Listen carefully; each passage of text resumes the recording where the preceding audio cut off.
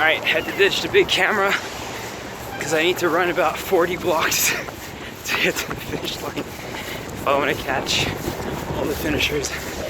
Going uphill right now in Central Park. I know it's gonna be tight, man. I have heavy gear behind me. That's why I switched. Wish me luck.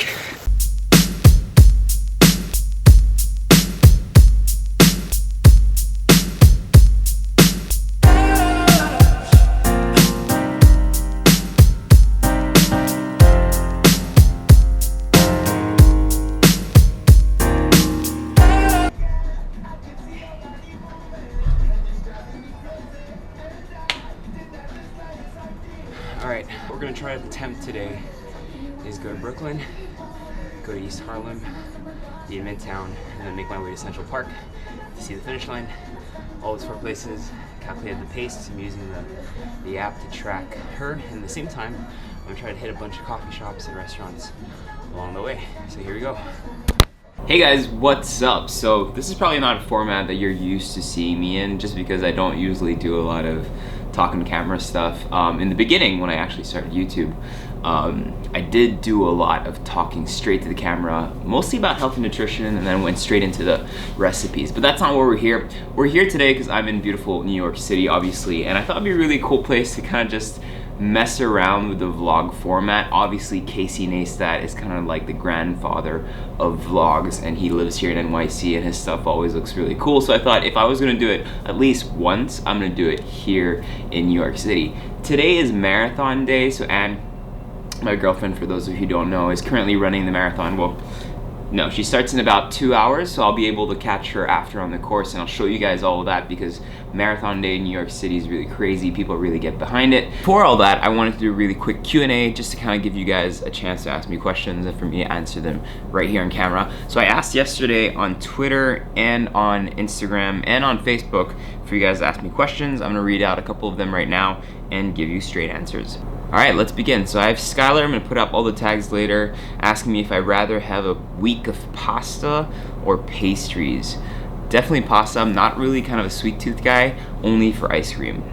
Then I have Sheila Moriente asking me how many times a week I work out. Usually I work out about 6 days a week, 7 days a week, sometimes 8 sessions, so I'll double up on certain days just because it makes me feel good. And I feel like if I don't work out, I get really in my head, and when I eat, I think I'm getting fat. Yes, it's truly a disorder. But no, it just keeps me happy, keeps my endorphins high, and usually sets me up for a really good day. Pat's Mannequin, she's asking me if I ever plan on living in France permanently.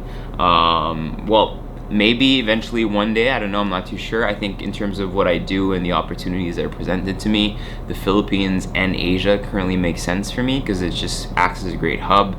We get to shoot a lot of content around Asia, and then we get to sell it in Europe and in the States, and people are usually looking a lot right now for Asian content.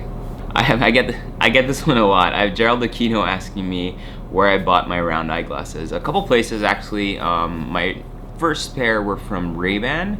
Then I had some from Moscot as well. Then I got some Oliver's People. I'm kind of like a eyeglass freak. I have way too many than I need, and I keep buying new ones just because I feel like, yes, I do need them because I can't see without them, but just because I feel like each time, you know, when I get bored of something, I'll use it again. I'm that type of guy that goes into a store, buys one black shirt, and just reuses it until it starts having like holes and stuff, and then I have to buy a new one. So same thing with my glasses. I'll buy them and usually I'll break them, and then I'll buy a new pair, or I'll buy them, use them for like 2 months straight, and then get a new pair. I have Draco Milfoy. Harry Potter, I like that. Asking me if I've ever considered coming to Turkey. We were actually there in 2015. Loved it. The food was absolutely incredible. If you guys haven't been to Turkey, definitely like a place you want to go.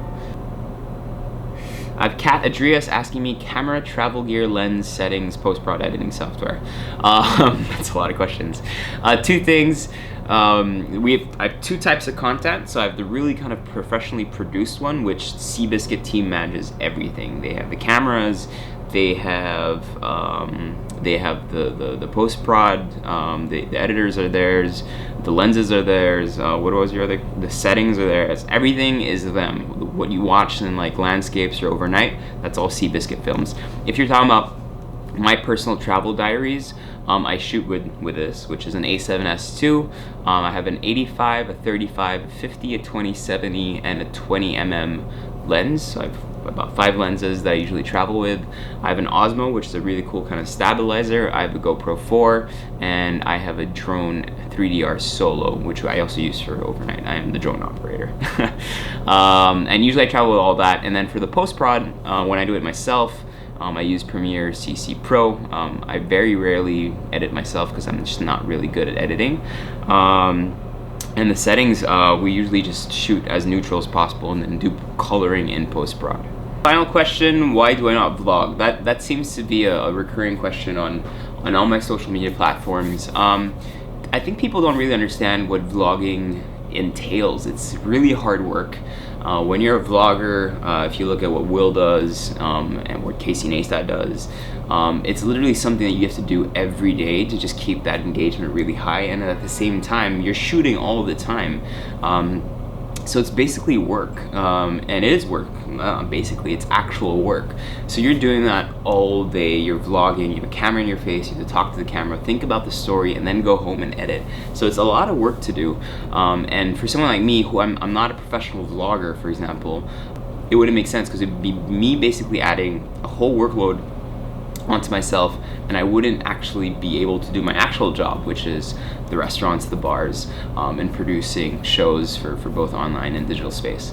The whole reason I'm doing this right now is to show you guys, because I can actually do it, and because I'm not in the Philippines, so I don't have a bunch of lists of things to do. I just check my emails, I'm good to go. All I have to do now is work out and then be the cheerleader for the marathon.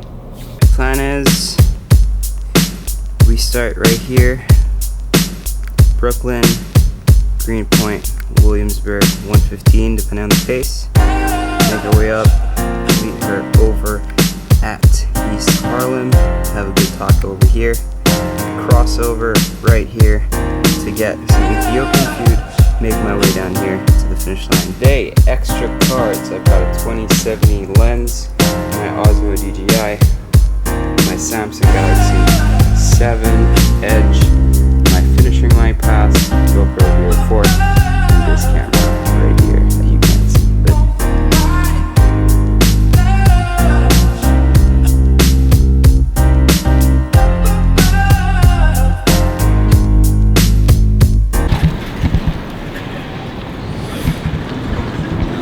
Alright, let's do this.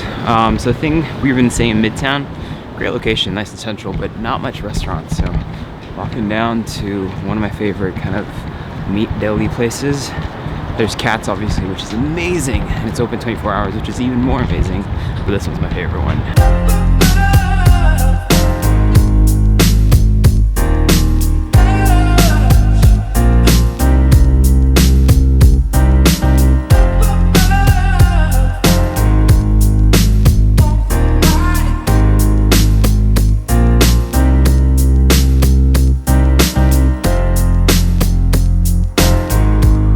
That was seriously so good. If you want a good pastrami sandwich in New York, 2nd Avenue Deli is the place to be. I feel so fat and bloated. I'm gonna walk over to Brooklyn now.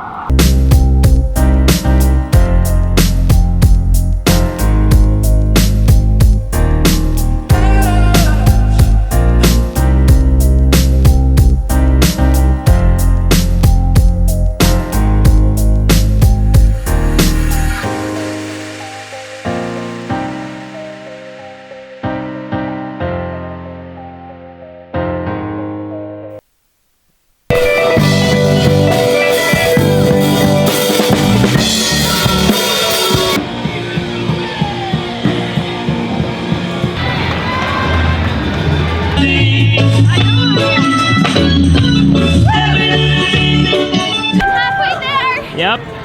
Halfway.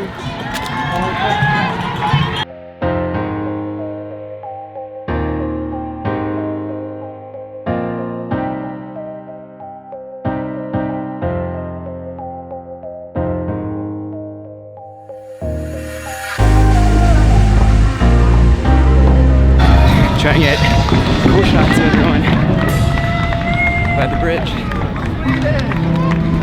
This is when it gets tough.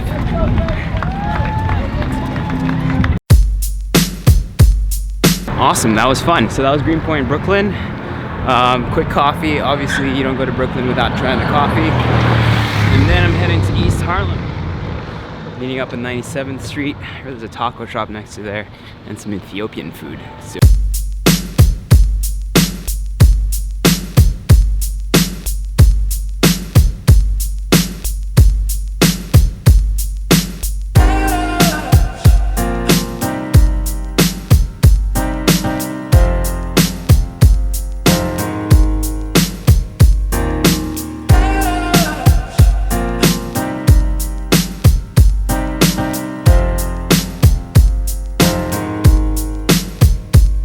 change of plans yet again.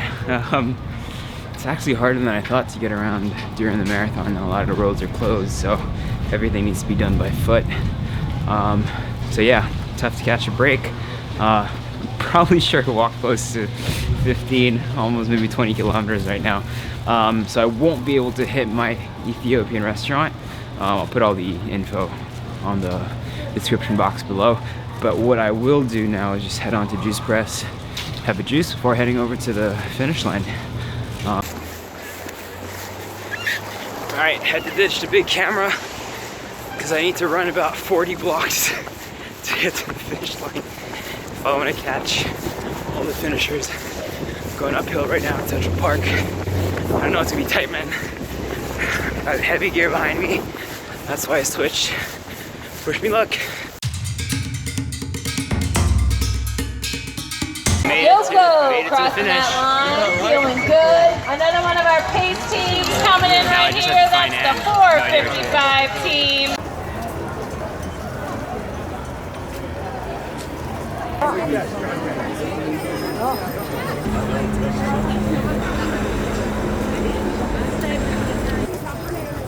All done.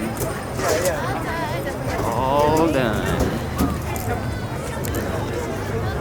How was that? It's tiring, but ever so fulfilling.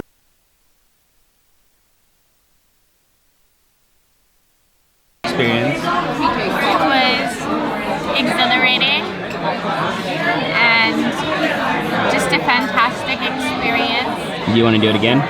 Why? You want to do it again? Yes.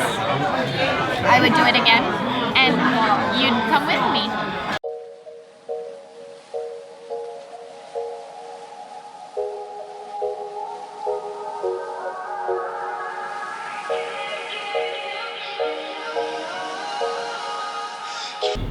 Alright, that concludes the NYC marathon coverage. Hope you guys enjoyed it.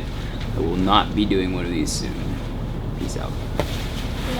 I won't let go of your hand, 'cause I can't get enough. Girl, I ain't no one night stand, 'cause I can't get enough.